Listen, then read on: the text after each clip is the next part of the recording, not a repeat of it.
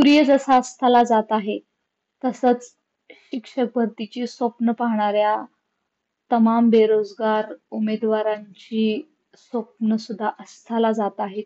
खूप उद्विग्न मनस्थिती आहे आणि उत्तर नाहीये द्यायला आणि परिस्थिती बघून भयंकर संताप येतोय.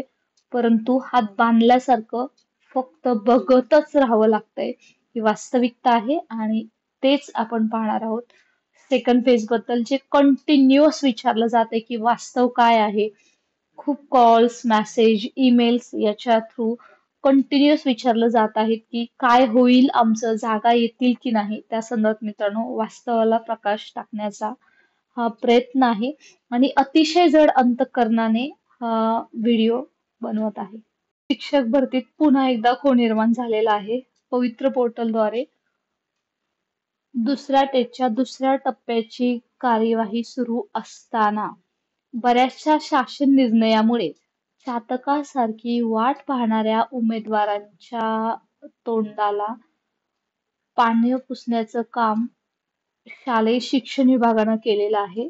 कारण सेकंड फेज मध्ये भरती तर होणार आहे, परंतु त्याच्यामध्ये ज्या हक्काच्या जागा होत्या उमेदवारांच्या हिवाळी अधिवेशनाच्या वेळी 10% जी जागा कपात करण्यात आली होती, त्या संदर्भातील ती कपात रद्द करून 10 सप्टेंबर 2024 ला पहिला जी.आर. निघाला. दुसरा जी.आर. निघाला 13 सप्टेंबर 2024 ला आणि 10%च्या जागा सर्व व्यवस्थापनांनी झेडपी, नपा, मनपा, खाजगी, अनुदानित, विनाअनुदानित यांनी पोर्टलवरती द्याव्यात अशा पद्धतीचा तो जी.आर. काढण्यात आला. पहिला टप्पा अगदी फेब्रुवारी 2024 मध्ये संपला असताना जवळपास वर्ष उलटून गेलं तरी सुद्धा आता दुसऱ्या टप्प्याची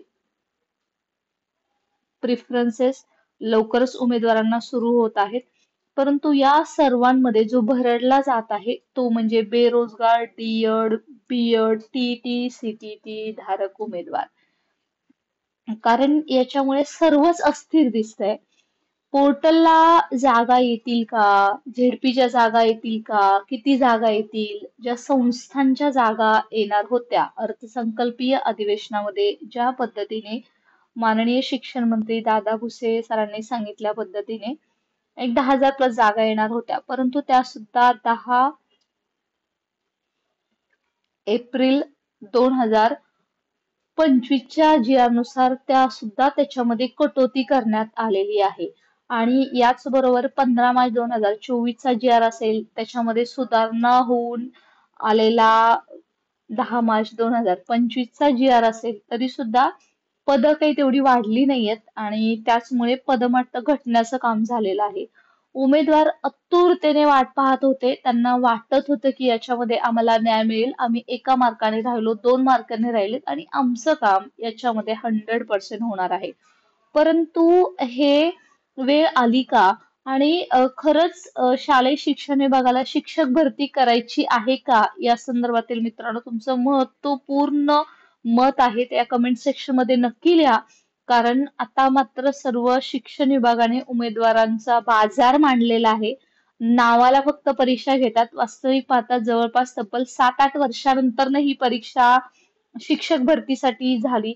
त्याच्यामध्ये पहिल्या टप्प्यामध्ये उमेदवारांची भरती चांगल्या पदांची झाली असली तरी दुसऱ्या टप्प्यामध्ये मात्र त्यांच्यावरती घोर अन्याय झाल्याचं दिसतोय. त्याच्यामध्ये मराठी माध्यमांचं तर बोलण्याचंच काम राहिलं नाहीये. कारण सरकार जेव्हा सीबीएसई धर्तीवरती पॅटर्न वरती शाळा सुरू करते, एसएससी बोर्ड बंद करते, त्याचबरोबर हिंदी सक्तीची करते, परंतु मराठी माध्यमाच्या शाळा पूर्णतः बंद करण्याचा कट रचला जातोय. शाळा समूहयोजना, शाळा दत्तक घेणे किंवा शाळा एकत्रीकरण याच्यामुळे मात्र सर्वच अधांतरी आहे. आणि असं असताना सुद्धा जी शिक्षक भरतीची पदं दुसऱ्या टप्प्यामध्ये जवळपास 15,000 प्लस यायला हवी होती. जे आपले शिक्षण मंत्री होते केसरकर साहेबांनी तेव्हा सुद्धा सांगितलं होतं की जवळपास 30,000 शिक्षक भरती आम्ही 2023च्या 2023च्या शिक्षक भरतीतून करू. परंतु ते आश्वासन तर हवेतच राहिलेलं आहे. आणि आता जो सेकंड फेज होते त्याच्यामध्ये प्रत्येकाचा एकच प्रश्न आहे. सोशल मीडियाच्या माध्यमातून जे काही व्हायरल मेसेज होतात आहे की झेडपीच्या जागा येणार नाहीयेत. आंदोलनं केली कितीतरी या सेकंड फेज साठी. मी ऍडव्होकेट प्राध्यापक बालुशा माने आम्ही सुद्धा 2 वेळा आझाद मैदानमध्ये याच्यासाठी आंदोलन केलेलं आहे. तेव्हा कुठंतरी 10% जी कपात होती ती रोखून ठेवली होती. त्याच्या आता जागा खुल्या करण्यात आला, परंतु उमेदवारांना मिळालं काय याच्यावरती प्रश्नचिन्ह आजही आहे आणि ते अनुत्तरित प्रश्न आहे. त्याचबरोबर संच मान्यतेचे जे काही निकष आहेत ते 15 मार्च 2024चाच तो जी आर आहे, तो काही नवीन नाहीये. त्याच्यामध्ये जरी आज काही चेंजेस झाले असले, म्हणजे 6वी ते 8वी असेल किंवा 1 ते 20 पटसंख्येच्या तिथे एक शिक्षक, अशा पद्धतीने काही थोडेफार चेंजेस झाले असले तरी फारसा फरक पडलेला नाहीये. आणि याच्यामध्ये अजूनच भर पडली ती म्हणजे 10 एप्रिल 2025च्या जी आर नुसार, जे भली सेकंड फेज 2022-23च्या संच मान्यतेमुळे होत असली तरी सुद्धा 23-24 मध्ये जर शिक्षक अतिरिक्त होत असली तरी ती पदं द्यायची नाहीत, अशा पद्धतीचं फरमान शालेय शिक्षण विभागानं काढलं आणि त्याच्या पद्धतीने सध्या आता कार्यवाही सुरू झाली आहे.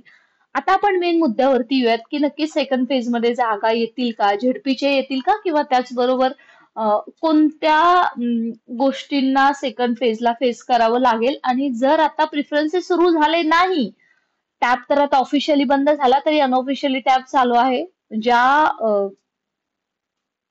आस्थापना व्यवस्थापनांमध्ये 10 एप्रिल 2025च्या जी आर नुसार काही फेरफार आहेत, ते बदल करण्याचं म्हणजे रजिस्ट्रेशन ज्यांनी केलेलं आहे त्यांच्यासाठी तो टॅब चालू आहे. परंतु ऑफिशियली टॅब नवीन जागा अपलोड करण्यासाठी पूर्णतः बंद झालेला आहे. आणि त्या धर्तीवरती प्रिफरन्सेस सुरू होणं गरजेचं आहे. अन्यथा जे काही बीएमसीचा सध्या विषय आहे, बीएमसी मध्ये मित्रांनो खूप धक्कादायक वास्तव आहे. ते म्हणजे बीएमसी मध्ये जे बाकीच्या खाजगी संस्था आहेत त्याच्यामध्ये जे अतिरिक्त होत होते, कोणतेही आस्थापना असू देत, स्थानिक स्वराज्य संस्था असतील किंवा मुंबईमधल्या आहेत, त्यांना आता बीएमसी मध्ये समायोजन करण्याचं शासनाने बीएमसीला लेटर दिल्यामुळे मुंबई महापालिकेच्या जागा पोर्टलला देण्यात आल्या नाहीयेत, असं ऍडिशनल कमिशनरनी स्वतः आम्ही जेव्हा त्यांना भेटलो तेव्हा त्यांनी सांगितलेलं आहे. त्या धर्तीवरती आता जर प्रिफरन्सेस सुरू झाले नाहीत तर जे काही 9-10 हजार शिक्षक भरती होणार आहेत त्याच्यामध्ये सुद्धा जर समायोजन करण्यात यावं, जे अतिरिक्त होत आहेत असा जर जी आर काढला तर मात्र पूर्णतः वाट लागणार आहे. त्यामुळे सध्या प्रिफरन्सेस सुरू होणं गरजेचं आहे. त्याचबरोबर याच्या वरती कोर्टात केस चालेल का, असाही बऱ्याच उमेदवारांचे ईमेलद्वारे मला प्रश्न मिळत आहेत.